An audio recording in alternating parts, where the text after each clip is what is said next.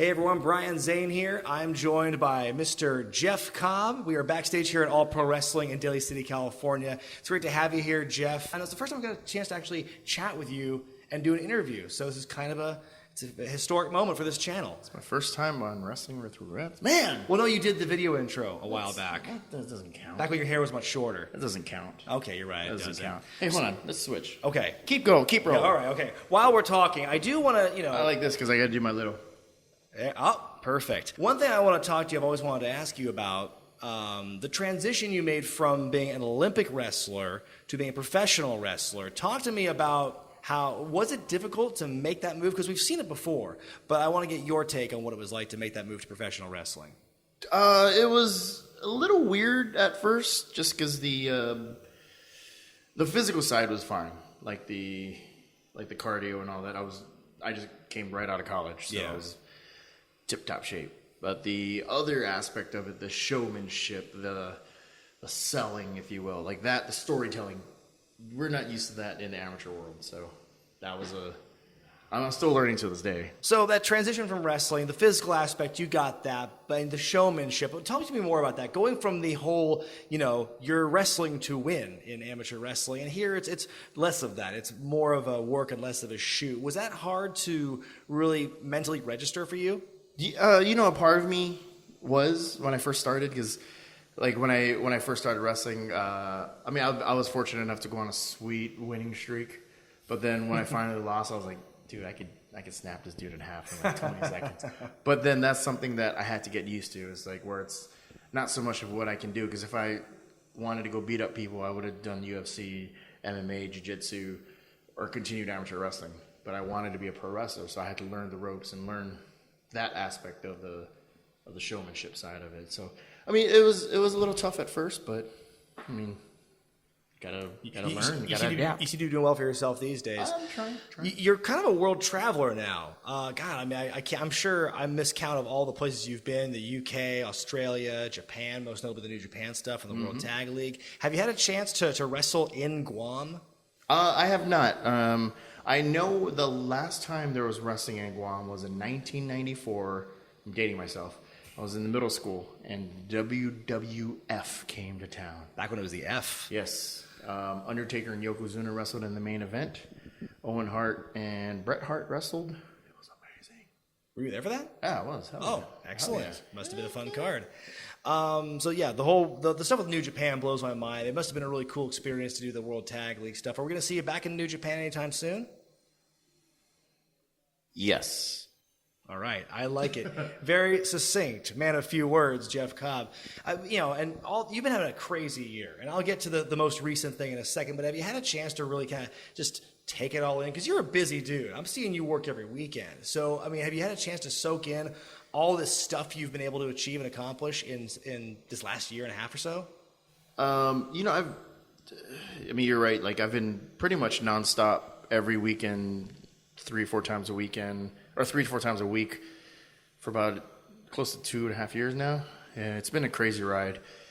I definitely bring in I've gotten to the point where I've had to sometimes kind of pump my brakes a little bit and remember to take stuff in instead of just going on autopilot. Like, definitely the first year, I was like, oh my gosh, people are flying me places to wrestle. And I definitely took all of that in. I know I could be better at taking more stuff in, like going to see more things. It's just like sometimes I'm just so tired. I was going to ask if you've done any sightseeing where you've been. I've been more proactive in making sure I go see some things. So I've been trying to do that more, even if it's just one thing or one or two things. The main thing is, what are the odds of, like, who would have thought this island boy would be able to get flown around the world and beat up people in my underwear? So it's like I feel like it's a disservice if I don't take things in. Exactly. Even if you only have time to see one thing, Yeah. that's what counts. Now, I have to warn the viewers with sensitive ears. We might be going into spoiler territory. Well, you don't want to get in trouble for that. Because I know I got in trouble for doing a video and mentioning this before, because people are waiting for the DVD. Hey, listen. You people out there, you leave this man alone. We have to talk about Battle of Los Angeles. You, of course, were the winner 1 week ago as of this recording. You joined a very illustrious club of some very top-tier talent. So talk to me what it felt like to win the tournament and join that group of guys. Well, I mean, if you see some of the names on that list, guys like Sema, Loki, Kenny Omega, I believe Adam Cole was there, Ricochet twice, Zack Sabre Jr. I believe won as well. Yeah. It's amazing to see, or Joey Ryan too, by the way. Of course. He was on my merch table, and we kind of laughed about it, like this is the Bowl of Winners table. But yeah, it's such an honor to have my name on that record book when it goes from 2006 to 2018, and there's my name. They can't erase that unless I do something really bad, and then like they just erase my name from the history books, like they did Hogan for a little bit. Can't be racist on camera. So that's about. Can I lean against this while I talk to you? Yeah. Okay. Let's do a little lean here. So if I don't do anything racist, I'll be okay. Have you gotten any kind of well wishes from past winners about your accomplishment?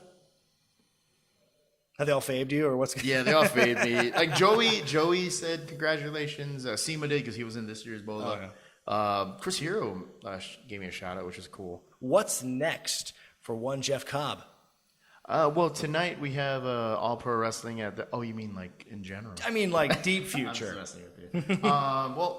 I've been starting to show up on Ring of Honor TV. They've had this top prospect tournament, and I'm really offended that I was never invited to this top prospect tournament. Okay. So, yeah, earmuffs, guys, for spoilers. But yeah, like the past couple weeks, Ring of Honor's been putting out the video. So if you want to get mad at them.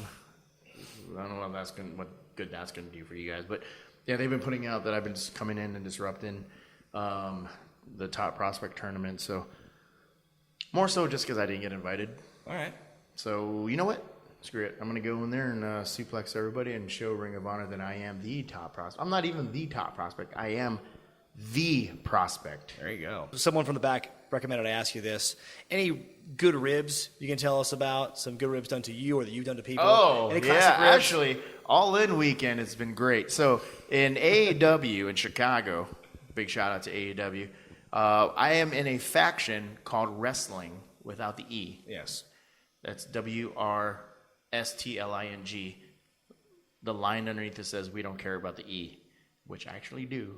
So Vince, don't worry about that part. But anyway, so it's myself, David Starr, Eddie Kingston, and Trevor Lee. The second night we were there, we did a Freebird Rule where myself and Eddie Kingston defended the AEW Tag Team Championships against the besties in the world. Yes. And Scarlett Bordeaux of Impact Glory is their valet, and we all came up with a spot of she hits something like a doomsday device or something. She did it in the heels, which was amazing. That's so cool. And then Trevor Lee comes in and he goes, "What the hell do you think you're doing?" Now we didn't tell Trevor Lee this, but we said, "Oh, can she give you a Canadian Destroyer?" He's like, "Hell yeah." Well, what we didn't tell Trevor was we told Scarlett, just grab him and make out with him. Now, Trevor has a crush on her. So it was amazing. It was like a make out moment. Then she gave him the Canadian Destroyer, and it was so funny. By the time we got to the back, Trevor was like, I was like, "Well, why don't you do something?" He's like, I couldn't think. I froze up. So it was awesome. It was like we played a rib in front of live TV and live audience and streaming. Yeah. And it was amazing. That is an We awesome giggled. rib. We giggled forever. That's See, I wouldn't want to be in that position because my girlfriend would kill me. She's an Amazon woman. She probably could. She has choked me a few times. We go to jiu-jitsu training in Las Vegas at Syndicate Jiu-Jitsu with Tom Lawler. Big shout out to Tom Lawler. Why aren't you guys? He needs to get booked so much more. He's so good. It's true. But yeah, we trained there, and then there's a few times where we end up partners, and she turned purple. You can't really tell, but I turned purple when she chokes me. It's amazingly horrible. Awesome. Well, thank you so much for the interview, man. I appreciate it. My pleasure. Any social media you want to plug? Social media. I'm getting better at this, by the way.